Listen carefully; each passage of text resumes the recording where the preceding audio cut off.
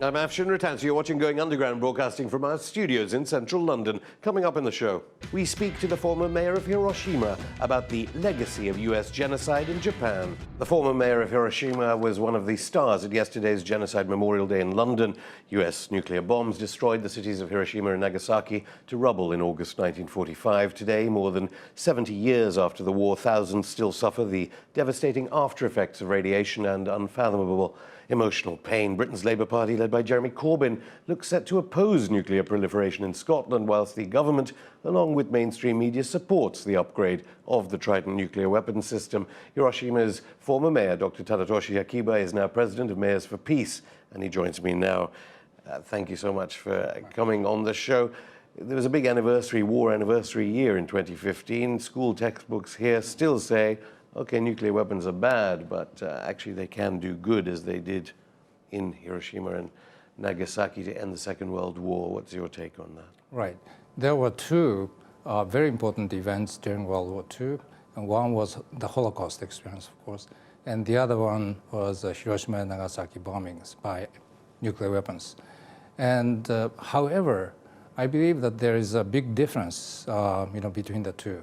The world's understanding of the Holocaust has reached a level where any politician anywhere in the world, saying, well, we need the Nazi-type concentration camp for national security. Okay, any politician saying that would be ousted instantly. But in the case of Hiroshima and Nagasaki, any politician claiming that we need nuclear weapons for our country for national security would be quite often cheered and would become a hero. That difference, I guess, stems partly from the lack of understanding of how terrible the atomic bombs were, and how seriously the victims and survivors of the Hiroshima and Nagasaki bombing, we call them hibakusha. Hibakusha's voices, have not been ignored by the media, by the leaders in the world, and so forth. And their message as well, which can be summarized as, no one else should ever suffer as we did. Well, why do you think there is that disparity between the Holocaust and American nuclear bombing? Well, it's the power structure.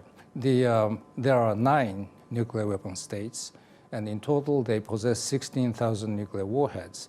And it is a gigantic business enterprise, and also it has created a huge societal, political, economic, cultural sort of system on which many people depend, and very few are willing to shake the foundation of that. I understand you met Ken Livingstone when he was mayor of London, and you were mayor of Hiroshima. He's now leading Jeremy Corbyn's defense review. Mm-hmm. Voices on Labour's side, they're called red Tories, some of them, let alone the government, say, but look at North Korea. If we had the nuclear weapons, we would be able to fight off the threat from North Korea. Is it nonsense?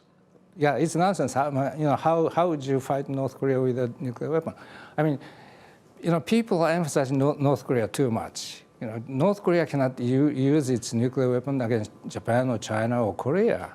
All 9 nuclear weapon states possess 16,000 nuclear warheads, and they are bound by Article 6 of the Nuclear Non-Proliferation Treaty to negotiate in good faith toward nuclear disarmament, and as well as to create a treaty that would ban nuclear weapons under effective and international law, within a short time.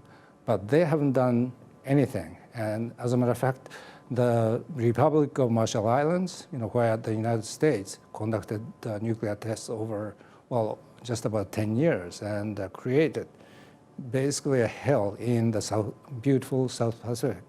This country is bringing the lawsuit against 9 nuclear weapon states at the International Court of Justice. That's another hopeful sign.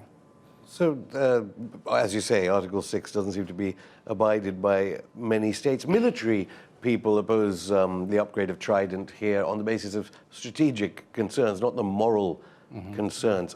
Why is it that you can call the American involvement in Japan genocide in this way? And of course, we must also admit, NATO states like Turkey don't recognize the Armenian genocide. Yeah. Why are you using the word genocide here? Well, genocide is sort of, massacre of many people within a short period of time.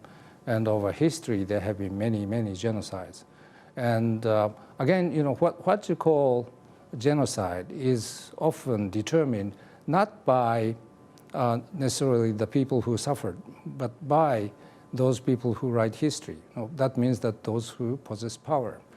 And in doing so, they pick and choose the genocides they like, and they drop the genocides they don't like. So what we learn in history as genocides are skewed. The entire media here, when Jeremy Corbyn, the newly elected leader of the Labour Party, the opposition party here, said he would not press the nuclear button, suggested that he wasn't fit to be a politician because he couldn't press the button.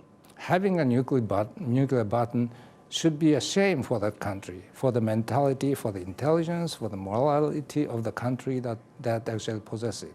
So 9 nuclear weapon states should be categorized as the country who clearly lack moral leadership and also the insight that would help to create the future.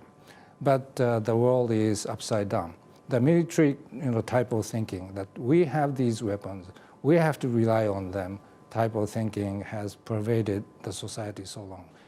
The world has evolved less violently over centuries. For example, Steven Pinker at Harvard University cataloged in an 800-page book that practically across the board, human beings has evolved more peacefully, less violently, including war, domestic violence, work violence, and everything else.